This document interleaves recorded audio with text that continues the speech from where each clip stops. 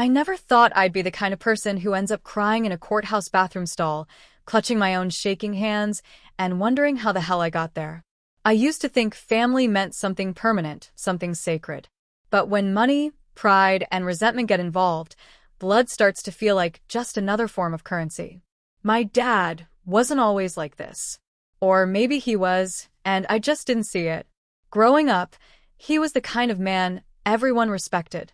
A small-town contractor, tough as nails, loud, confident, the kind of guy who fixed things before you even knew they were broken. To me, he was larger than life. I wanted to be just like him.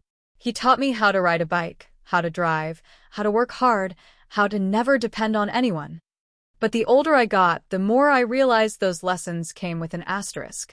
Never depend on anyone actually meant never challenge me. When I was 16, my parents' marriage fell apart. My mom finally left after years of being the quiet peacekeeper, the one who held everything together while my dad controlled the whole house like a general. I remember her packing her things silently, while he stood in the doorway, yelling that she was nothing without him. I stood there frozen. I didn't say a word. I didn't go with her either. He made sure of that. He told me she didn't care about me, that she'd left us for good, that real family doesn't abandon you. I believed him. God, I hate admitting that. But when you're a scared teenager and your dad's the only one putting food on the table, it's easy to mistake control for love. Fast forward 10 years. I was 26, married, and running the family business that I'd practically built from the ground up. My dad had started it, sure, but by then I was the one keeping it alive. I handled the books, the clients, the workers, everything. He was supposed to retire. We even agreed that he'd keep a share, but I'd run things day to day. At least, that's what I thought. Then the betrayal started small. A missing check here, a strange loan there. He'd take money out of the business account without telling me, always with some excuse about unexpected expenses.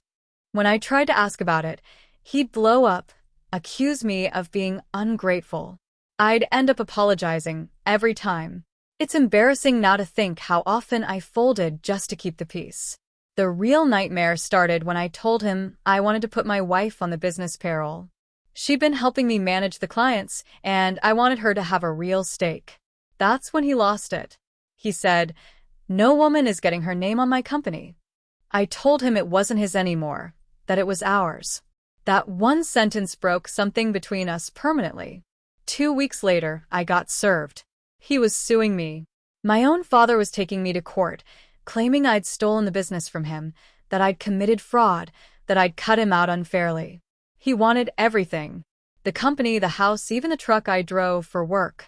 When I first read the papers, I sat in the kitchen with my wife and just went numb. I couldn't speak.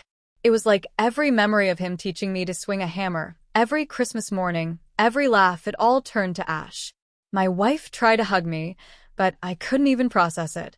I just kept saying, "He's my dad. He wouldn't actually do this." But he did.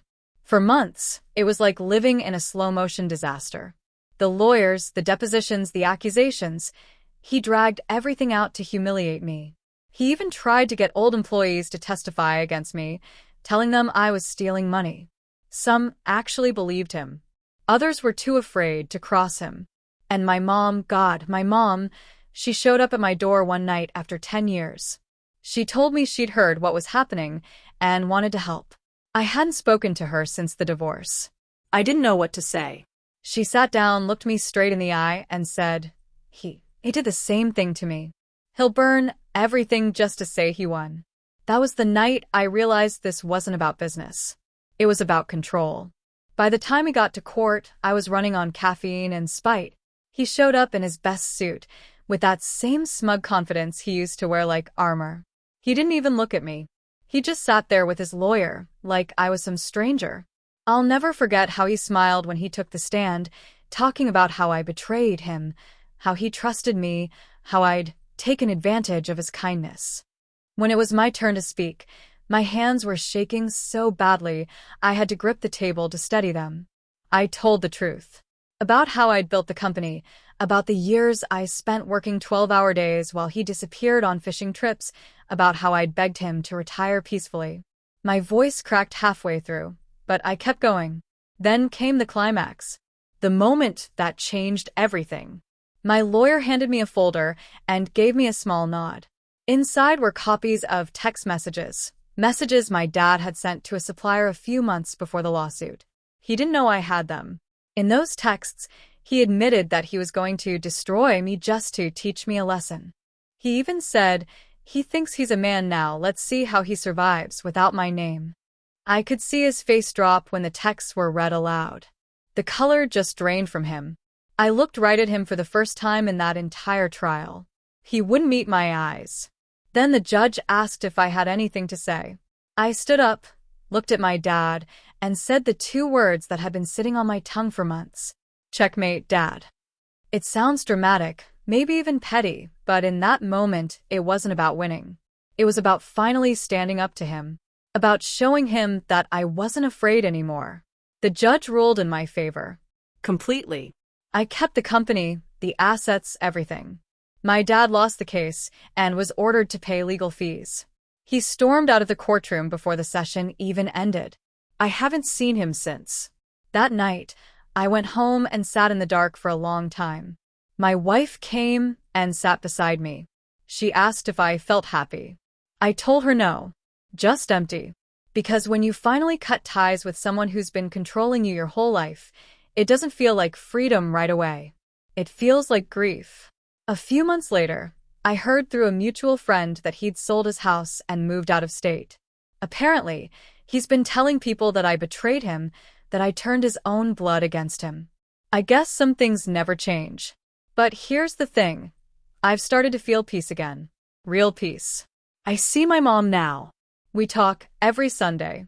My wife and I are rebuilding the business, and it's finally ours, truly ours. I'm learning to forgive myself for believing his lies for so long. Sometimes I still dream about being a kid again, sitting in the truck with him after work, eating fast food, and listening to country radio. In those dreams, he's still my hero. Then I wake up, and I remind myself that heroes don't try to destroy their own children.